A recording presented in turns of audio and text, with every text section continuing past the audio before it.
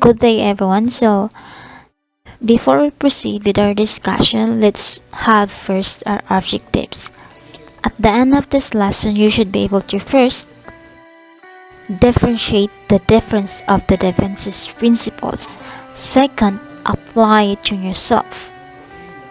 And of course, you should be able to understand. So, the title of today's discussion is A Framework for Genius. So ngayon, gagamitin natin yung libro ni Mr. Michael Gelb kasi yung sinulat ni Leonardo da Vinci is Italian, wherein Michael Gelb translated it in English and highlighted some important details which we can use for our discussions for today. So what do genius do differently? Bakit sila genius? Ano kayong ginawa nila? Do they have a unique morning routine and interesting daily rituals? So to answer this question, let us turn to one of the most brilliant minds in history, see Leonardo da Vinci. So you might know da Vinci is an artist, but he was also an architect, scientist, musician, mathematician, inventor, anatomist, geologist, astronomer, cartographer, botanist, historian, and writer. And he didn't just excel in one area, but rather he flourished across disciplines and created concepts that have lasted for centuries. So, we have 7 Da Vinci principles. First is Curiosita. Curiosita is a curious in English. It is a curious approach to life and quest for continuous learning. Ano bang ibig sabihin nito? So, sabi ni Michael Gelb, Da Vinci was an avid writer and note-taker. So, nagsusulat talaga siya kung ano yung mga nakikita niya araw-araw. Tapos, gumagawa siya ng mga question o mga ideas o mga observation kung ano yung mga nakikita niya sa paligid or to wrap up his day. So, Da Vinci was not the only one who embodied a seemingly infinite supply of curiosity. And many histories, great inventors, and leaders had the desire to unlock the mysteries of life. So I think about curiosity in 2 basic question. Meron tayong 2 basic question na pwede natin i-apply si Curiosita. First is what if, second is how come. Ano bang ibig sabihin ng what if at saka how come? Bakit yun yung gagamitin natin na 2 basic question? So sa what if kasi dito is to ask your brain to project into the future. It helps you to see opportunities where you might have missed them.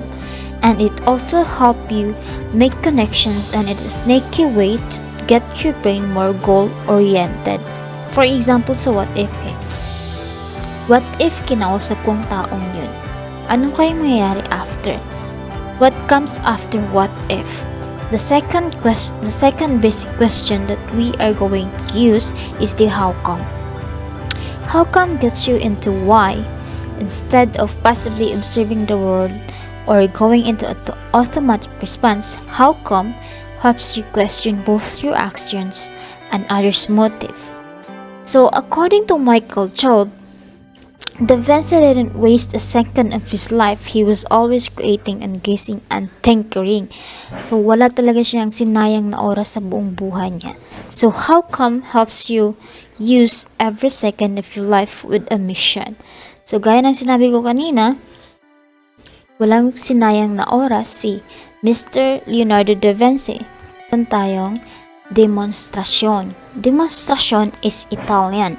Pag sa English naman, it is demonstration. Demonstration is a commitment to test knowledge through experiences, persistence, and a willingness to learn from mistakes. So, anong ibig sabihin nito? Demonstration is the embodiment of taking your life into your own hands.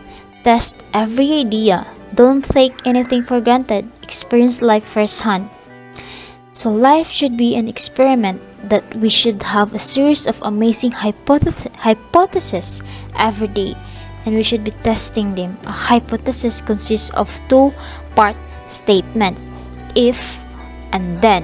So, ano bang ibig sabihin ng if and then? For example, if I take this personal development class, then I hope to be happier.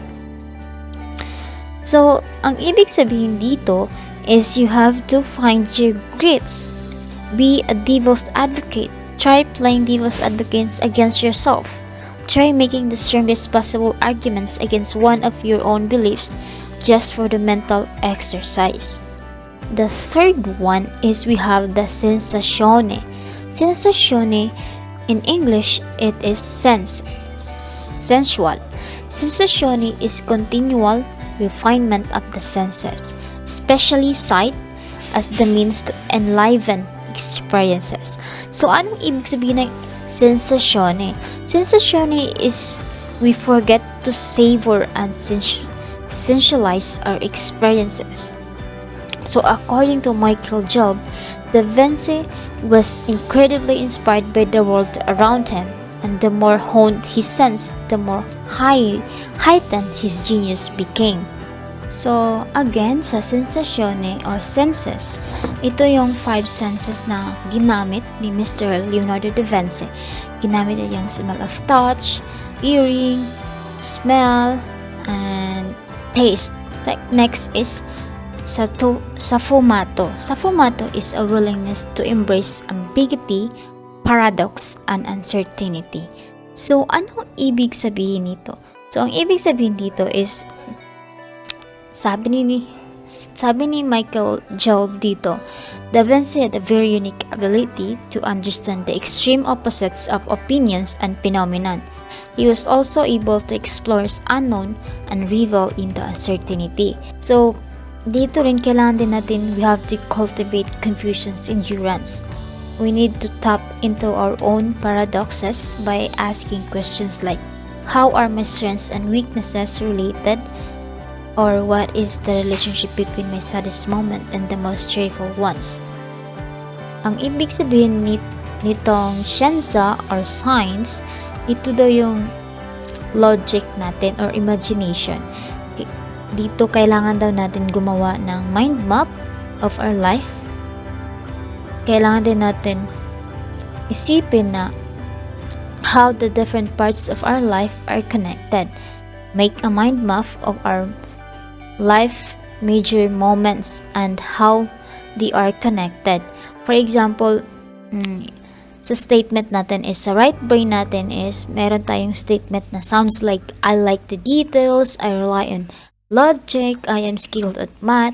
But sa left brain naman natin is, ang sinabi naman na statement doon is, I often lose track of time, I rely on intuition, I love to doodle, I am good at brainstorming. Next is Corporalita. Corporalita is the cultivation of grace and fitness and poise and ambidexterity. So, ano bang ibig sabihin nito? So, according to Michael Job, Da Vinci was incredibly athletic in addition to his mental prowess. So, according to him, that if he wanted his mind to perform at optimal levels, his body also had to be in top shape. In English, it is a connection. Connection is recognition of an appreciation for the interconnectedness of all things and phenomena. So, I think this is one of the most complex and interesting Da Vinci principles because it has to do with something called system thinking. System thinking, it is when you are able to vast amounts of information and create routines, list and organization. It also has to do with patterns recognition.